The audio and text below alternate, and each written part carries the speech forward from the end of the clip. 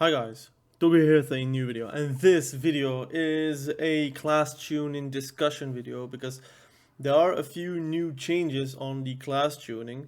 I already made a video about the class changes. I'm not going to go through every single class change, but I'm going to talk about the hot topic of Twitter, forums, Reddit, and it is BM Hunter and Holy Paladin. You have a few content creators that would actually say that BM Hunter got buffed from like the previous patch to now, and that Holy Paladin didn't deserve a Dawnlight buff at all in PvP, and that the devs are disconnected from the reality. And then they bring up the AWC, which is fair game, I guess, because the people that do talk are the rank ones or the people that do compete in the AWC, which is no problem. They talk about their situation and that's all cool, but it is misinformation when you're saying that BM Hunter got buffed and that Holy Paladin got like a undeserved buff towards Downlight, which is not really that impactful, which I'm going to show you. I'm going to first and foremost talk about Holy Paladin because I think it's the easiest thing to talk about, and it is like not rocket science, it is purely how the game is, and I'm going to talk about right away. So I have my Holy Paladin right here, and I have a game of Soul Shuffle, and I think it's a game where I healed pretty well versus like a unholy DK feral druid comp with a very static Shadow Priest and a Retribution Paladin, which obviously we're not going to have a lot of impact with our buffs except for Feral Druids, but even then it gets cycloned. So we have a damage breakdown of a Holy Paladin. It could be different for depending if you have like crit or mastery. I run mastery like I said on my guide, and pretty much you have Holy Shock and Eternal Flame always top 2. And Holy Shock gets a bit more usually because of all the procs that you get from Holy Shocks, and in general you're going to cost like a few a lot actually whenever you're going to do Avenging Wrath and you're going to do Divine Toll. It duplicates, right? So it is like always going to be top 1 healing. And Eternal Flame, obviously you're going to try to throw as many as you can because it also has a hot, but also like makes you proc those Holy Shock like big buffs of healing that you can have in PvP, but also like the healing is not that bad, especially like if you're comparing it with Dragonflight. Eternal Flame or like even like Wotlk is healing for way more than like in Dragonflight, so there is no complaint on that. A lot of people are taking Holy Paladin and saying that it is one of the easiest specs to heal on, and it is correct. I think the healing is not that complicated. Now you have Dawnlight, which is a new proc that you get from the hero towns, Herald of the Sun, Herald of the Sun. So it is whenever you're going to cast Holy Prism or Barrier of Faith, which is going to cause your next 2 Holy Power spending abilities to apply Downlight on your target, or it will also deal or heal damage, heal your ally, depending if you're using on Denounce or you're using on your like Eternal Flame. So generally speaking, you're going to use it on your Eternal Flame. You can use it in in Denounce, and it actually does some good damage, but it is not going to be recommended because obviously you're going to have more impact with with your Eternal Flame procs from the Downlight. And also Blessing of Ansh is such a good thing, so you want to spread those Eternal Flames, so you want to have as many Downlights possible because you also have Sun's Avatar. So whenever you're going to activate Avenging Wrath, it applies up to 4 Downlights onto nearby allies or enemies, increasing Downlight's duration by 20%. So it is always going to be recommended. It's always going to be good because it's also going to link towards your Downlights, and it will heal a lot, it will do some damage, and obviously the duration are going to be increased, which is automatically going to be a good healing spell or healing proc to have. So that is pretty much how Dawnlight works, right? Whenever I'm going to do, for example, my Barrier of Faith, I'm going to do then a Eternal Flame on this. He's getting the Downlight. I'm going to proc my Avenging Wrath, and boom, you have a bigger Downlight proc on him, and you can also do it on yourself as well, and it actually heals for quite a lot. But it is not like game breaking. The one thing you should know is that Dawnlight, generally speaking, I'm going to pick back the example I have, is around 10% of your healing. It is not that bad. It is top 3, top 4. I would say depending on how much value you get on your Beacon of Light, it is top 3, top 4 healing. And then you have like your top 5, which is Barrier of Fate, and etc, depending on you get a few procs. If you have to really spam Flash of Light, which you should never do, or you're doing Holy Lights, which you again need to don't like spam it, because then you're going to get that is not the goal. Now, with that being said, Dawnlight has been buffed by 30%. 30% means that it is a substantial buff towards Dawnlights.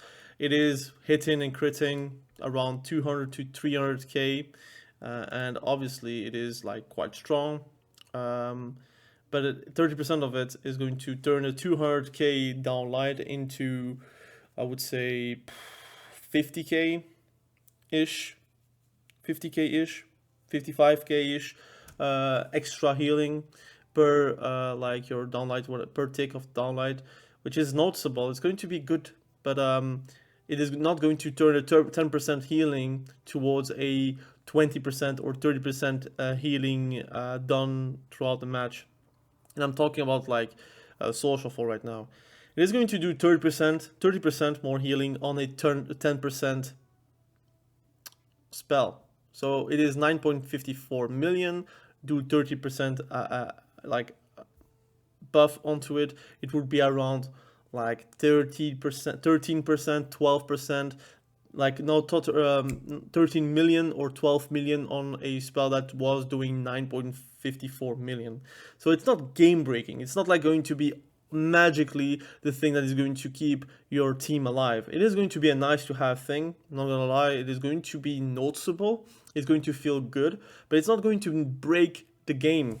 It's not going to say Holy Paladin is going to be top 1 healer, because this is not the case. People are complaining about Holy Paladin are the same people that do complain about Disc Priest being top 1 healer right now. You cannot, like, you have only 2 options. It's realistic. It is also very simple to understand. If your best healer is Disc Priest, and then you have the rest, which obviously you still have a top 3, which is Disc Priest is top 1, top 2 and top 3, depending on situation, depending on comp, you have Holy Paladin and Preservation Evoker. Please do not mention AWC. Yes, Preservation Evoker is and can be countered, especially if you're doing it like, for example, you're winning a round as with a Preservation Evoker, then you have to lock your comp, and if you're locking again Preservation Evoker, you can counter it. That is not an option in the AWC. That's why they're not playing it. But Holy Paladin can actually go toe-to-toe with Disc Priest, depending on the comps, because again, Holy Paladins versus like caster comps is not really an option, because Bob has like no value, so why take a spec that doesn't work for half of it, 30% of it. So, and then you have Preservation Evoker, which again plays in specific comps which are not that meta. But in Soul Shuffle, Preservation Evokers are still good. Holy Paladins are good, and Disc Priest is probably the best and most prevalent healer in Soul Shuffle. There are 2 options. Either you're nerfing Disc Priest to the level of the other healers, which again, I understand your POV and I respect that, and if they did that, why not? But it is, I think, better for the Solo Shuffle meta, because it is already like quite fast games in Solo Shuffle because of dampening and the possibility to not like to take drinks. So obviously you're on a time bomb as well. It is way easier and way better for the Soul Shuffle meta, I would say, to buff the other healers. Now you're going to say, but in 3s the games are lasting too long, nobody loses 1 mana, and in general the game pace is quite slow if you're playing correctly. Yes, you have games where you're going to end directly, and it is what it is. That is because either one of the 2 teams are like way stronger than the other, or the one is all playing way better, etc. But I would say a team versus a team that both are like equally strong, equally equipped like comp wise with meta, they're going to last for very long. Like the mana is going to be very, very effective. After 6 minutes you would have around 50% mana, which I think should not be possible if you're not taking drinks. The idea would be that Disc Priest and Holy Paladin are both not getting right now because of the buffs to Holy Paladin, towards the mana, and Disc Priest changes from Dragonflight and onwards, and also the War Within makes them very, very sturdy on the mana side of things. So the idea would be that every single healer should at one point, and at a point that is way faster than 6 minutes. You're going to say, but that will turn the rest of the druids way more meta because they can read drinks probably easier than others, and that is true. The one thing I would suggest is then to nerf the drinks in arenas. So if you want to regen your mana, it will take twice as long. That would be the goal if you really want to nerf Resto Druid, but also the other healers, their mana regen, without breaking the meta at the point where Resto Druid becomes way stronger because they are the only ones that can actually drink in arena. And you're going to say, but if they're getting too fast, then the games are going to end fast. I think the issue is not that the games are ending too fast. The issue is that it has to be healable, but the healable damage should also take like some mana hits. Like mana is like the life bar of a healer pretty much. That should be the case like this. That's why in the previous expansions, like I'm talking about like Cataclysm, Mist of Pandaria, and even then Mist of Pandaria has also like long matches. But in general, healers get and people didn't really rely on dampening because it didn't really exist back in the day, like Wrath of the Lich King so much. But it was healing to a healer, like the healer could heal to a certain point. And I think the War Within is way better at arenas. Like I think that the gameplay is way more smooth. That is just what it is. If you're taking the nostalgia out of the aspect, I think the War Within is fantastic gameplay wise. Yes, some people would say it is Mythic Plus, but dare I say, a lot of the expansions that you remember has a lot of like those Mythic Plus aspects where cleaves are going to cleave. Like an Arms Warrior DK with a Holy Paladin behind it is always going to cleave. Like it was also always like this back in the day. Yes, you would win on CC, but generally speaking, you're never going to win or lose without like throwing one CC. That is not going to happen, except if you're like disrespectfully disrespect the enemy, literally. If you're not popping a CD whenever they're popping a CD and you're not CC'd, you should not lose. That is kind of the aspect that I'm thinking. But that aside, Holy Paladin gets buffed. It is not a drama. It's only 3%, 4% increased on the details. Yes, it is a 30% Dawnlight healing buff, which makes like something that hits and crits for 10 million total healing on a single round will become a 13 million, 14 million healing from one spell. So it is not breaking the meta. I think it's okay to buff Holy Paladin, because if you want to break the meta, you need to have an established second or third that is going to take the place of a Disc Priest, try to push.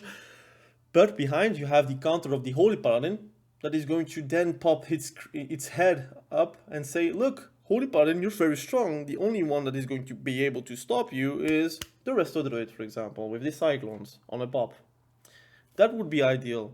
But again, it depends on tuning. If the tuning is correctly, normally it should be making the meta. You have the meta. That is also for League of Legends or for any other game, right? You have the meta, and then you have a anti-meta that is creating. They're going to say, oh, what is the counter for this? Well, it is the anti-meta. And what is the counter towards the anti-meta? You have a bigger hand. And obviously, the anti-anti-meta is somewhat countered by the meta. So you have like a constant switch, which is going to then create another meta, another like newcomer, to the point where you're going to say, but nobody expected that this spec was good, but it didn't get buffed, kind of feel.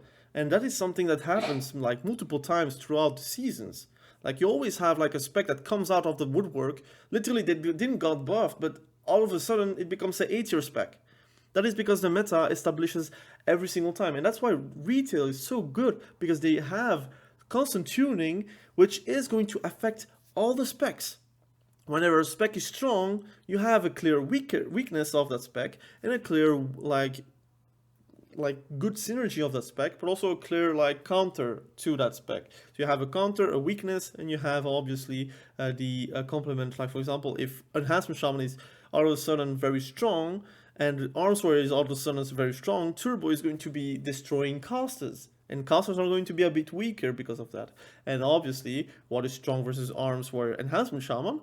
RMP meta, because obviously CCing the Arms Warrior is not that difficult, and CCing the Enhancement Shaman, it doesn't have a Astral Shift able to be used in stuns, so it's going to be destroyed in a stun. So again, you have many things like this. So hopefully you do understand that. Now let's talk about BM Hunter, which is a bit more complex, because people don't know how BM Hunter works until they play themselves. They got buffed, but they got nerfed. So remember the patch note I did discuss the previous week, not the previous week, but Friday, right? You have a buff, a nerf, which is Basilisk Collar damage bonus per damage over time effect reduced to 2%, 4%, which is a 2-point node, and it was 5 to 10%. It is a 66, like a 60% nerf actually. Like it becomes from 10% to 4%, right? It's not like science. Everyone knows, like if you have like 5 dots, it would be 50%. Now if you have 5 dots on the enemy, it would be only 20% increased damage. All right, everyone is like inside of that perspective. Basilisk Collar was working also with dots from the outside. Now you see a lot of unholy decays with a BM Hunter. You see also a lot of feral druids with a BM Hunter. BM Hunter can actually have like around 4 or 5 dots by themselves, depending on the talents that they're choosing. And you have your feral druid or your unholy decay that are like automatically giving you 3 or 4 extra dots, depending on the spec, depending on the talents, whatever. They could have even more. So you see the problem. The damage would be then increased towards like 80%, 70%, 80, 90%. That's a huge damage buff towards BM Hunter. And that was the only reason why BM Hunter actually did very well in PvP right now, because of the previous buffs and also the Basilisk Collar, that people finally understand how they have to play with it, and they take the talents that are accordingly very good with it to improve your own damage with your kill command doing a lot of damage, your melee strikes and your Dark Hound doing a lot of damage as well. Now that got nerfed. Inside that nerf, you got also a little buff to kill command, which is now 18%, which is still lower than the potential damage that you would have with collar. If you're counting the color damage, let's say you have 5 dots, it would be 20% plus 18%, it would be around 38%, which in fact you would have around 70% or 80% depending on the arena, depending on the comp. And God knows we have a dot bloat in the game. Every single spec has a dot for some reason, so obviously the BM Hunter is going to have a good time with that. And they got also a 8% buff recently, so this is added from the patch note that we got yesterday, the hotfix that we got for yesterday for the patch from today and tomorrow, depending on your region.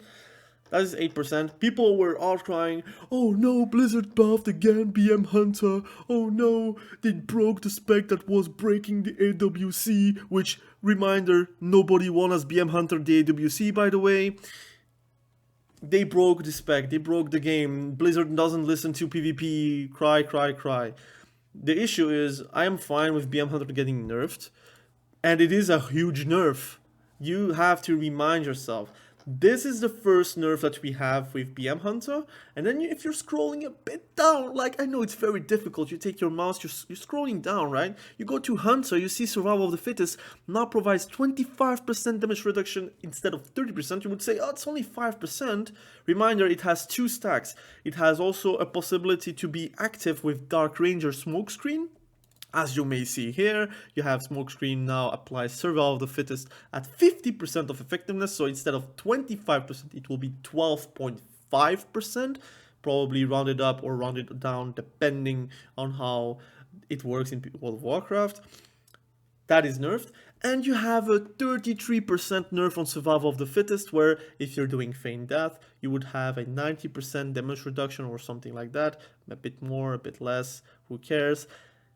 Instead of 3 seconds, so it could be an extra attack, it could be an extra second of CC that would be on the enemy. That is going to be reduced to 2 seconds.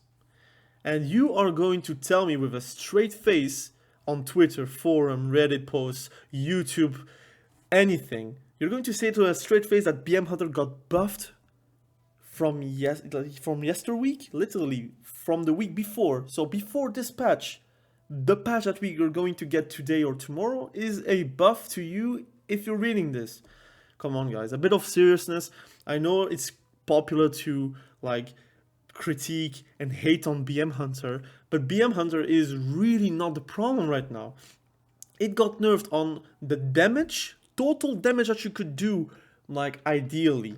I would say that it is a buff, only a buff if you're like doing a 1v1. If you're doing a 1v1 and you're counting your own dots plus the 18% buff on kill command and the 8% buff towards all your abilities and pets abilities, then I can understand. Then I can say, look, you're right, it does a bit more damage in 1v1. And that's why it's also written, single target, it does kind of the same damage, but AoE performance, they're going to increase the damage that you're going to be able to do, because obviously this is more of a raid thing, a mythic plus thing.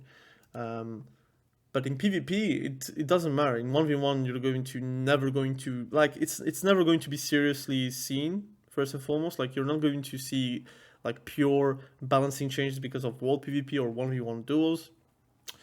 And in 3v3, now if you're applying like multiple dots, if you're playing like jungle or you're playing unholy DK, or if you play affliction or BM Hunter or whatever comp you're playing that is going to improve your dot damage, that is going to be nerfed by a lot, like by a lot more than you would think. If you're just doing math, you just would see the amount of damage you would lose because of that.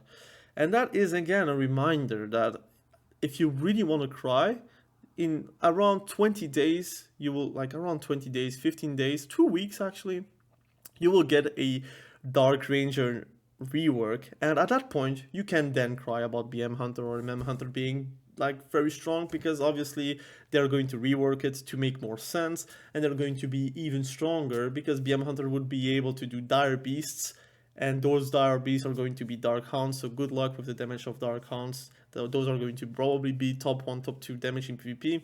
If it's proccing however amount of times it actually procs right now, it might be breaking the game. They're going to nerf it probably, but cry at that point, not right now. Right now I think that this is like a huge nerf towards survivability and towards your damage, your potential damage. 1v1s nobody cares, to be fair, and 1v1s BM Hunter is not really that strong in 1v1 either, because it is again a ramp up spec. There are many more specs that are way stronger in 1v1s, so again, you're less likely to survive with these nerfs, and you're going to do less damage directly. So it is what it is. Again, I'm not going to talk about the whole patch note again because I already did it a few days ago. So if you want to check that out, you can check that out. BM Hunter got nerfed. Nobody really understands how like patch notes work and how numbers work, but I'm here to remind you guys that it's all right. You got your boy actually like reading the patch notes without like over exaggerating every single time something happens. I think the people that should be worried about balancing would be the unholy DKs and probably the affliction warlocks, but that aside, it might be not that affected either, so we'll have to see the meta. But like again, try to not like jump on your high horse, try to see how it goes. Normally, if it's written how it's written, if it's like BM Hunter right now would be nerfed and is nerfed if it's written how it's written. If it plays differently and if it's like bugged, then it's another issue. But like literally, it's just purely math. You lose literally your best talent. This is your best talent pretty much. This is what makes BM Hunter actually very strong. And this like those are good buffs to have, but it's like a compensation to not lose too much. They could just also keep it, instead of 10%, it would be 6%, it would be kind of the same, right? It would be around the same amount of buffs you would get from kill command and all damage dealt by you and your pets. But that aside, they didn't decide to do so. It is what it is. Again, thank you for watching. Have a good day. Bye.